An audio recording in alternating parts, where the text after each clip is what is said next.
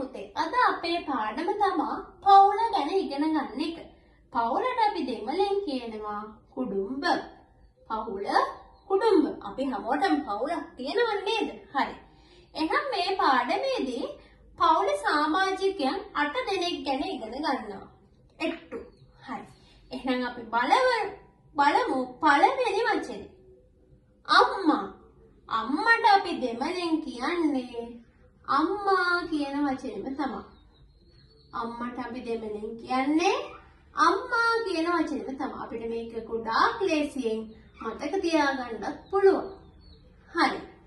අම්මා අම්මමයි. ඊළඟ තාත්තා.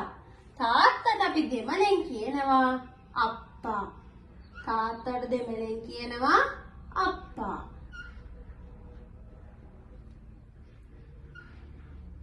හරි. 3. අයියා. අයියට දෙමළෙන් කියනවා අපි අන්නා කියලා. අන්නා කියලා ලියද්දී නයන දෙකක් එනවා. ඒ නයන දෙකම අපි මුර්ධජ වලින් තමයි ලියන්න ඕන. අයියා අන්නා. ඊළඟ අක්කා. අක්කට අපි දෙමළෙන් කියන්නේ අක්කා කියලාම තමයි. අක්කට දෙමළෙන් කියන්නේ අක්කා කියන වචනේම තමයි. අපිට ඒ වචනයෙන් ගොඩාක් ලේසියෙන් මතක තියාගන්න පුළුවන්. ඊළඟ නංගි. නංගිට අපි දෙමළෙන් කියනවා පුතේ තංගේ කියලා. මොකද්ද තංගේ?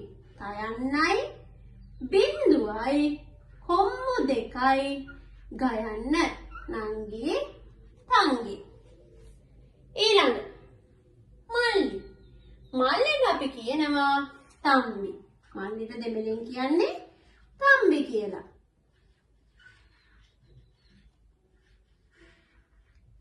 හරි. ඊළඟ අංක 7. 7ට තියෙන්නේ සීයා.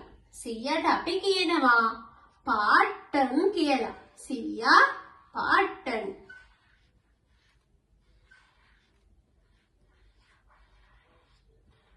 හරි. අවසාන වචනේ ආච්චි. සීයාට කිව්වේ පාට්ටන් කියලානේ.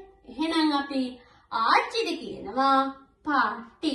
ආච්චි පාට්ටි. ලේසි මතක තියාගන්න නේද? හරි.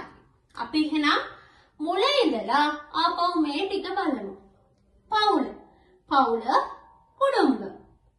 අම්මා අම්මා. තාත්තා අප්පා. අයියා අන්නා. අක්කා අක්කා. නංගි තංගි. මල්ලි තම්බි. සීයා පාට්ටන්. ආච්චි පාට්ටි.